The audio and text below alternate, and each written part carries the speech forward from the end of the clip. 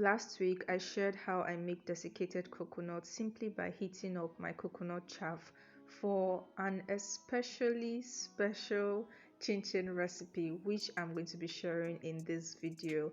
Hi guys, and welcome back to my channel. So I have 1 egg, a quarter cup of sugar plus 1 tablespoon for extra sweetness because of our special desiccated coconut. And then this is sifted all-purpose flour. Into that goes the rest of my dry ingredients, some baking powder, salt, milk flavor, powdered milk, cinnamon powder, and of course the star of the show. I'm going to leave a detailed measurement of all the ingredients used in this video down in the description box, so please check that out. I'm just mixing all my dry ingredients together nicely, and then I add 4 tablespoons of my room temperature butter. Rub that in nicely until all comes together looking like breadcrumbs.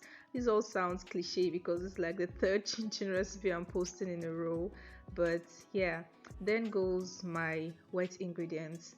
Like I say always, I like to add my water in bits, but I first of all go with a half cup of water because I'm sure that I'm going to be using more than that. I mix that in, and then I start to go in gradually with the rest quantity of the water for this recipe.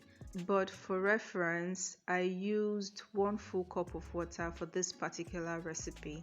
And after mixing and mixing, you can see that my dough is coming together very nicely.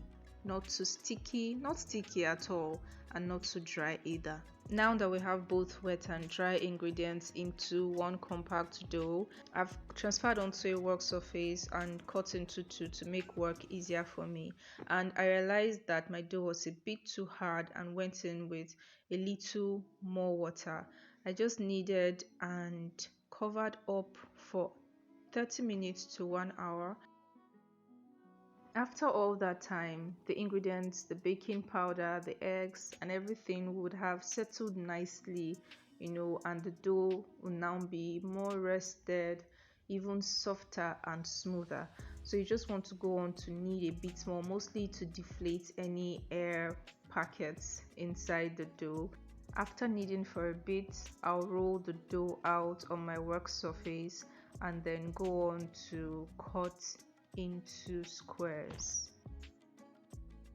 You've probably tried other coconut chinchin recipes, but there are very few like this one, and I promise you that this is a keeper. I need you to try this recipe out because it costs nothing extra, right? Just save the coconut chaff from your next coconut milk processing and thank me later. So to fry this, I've just dropped 1 square of my chinchin dough in the hot oil.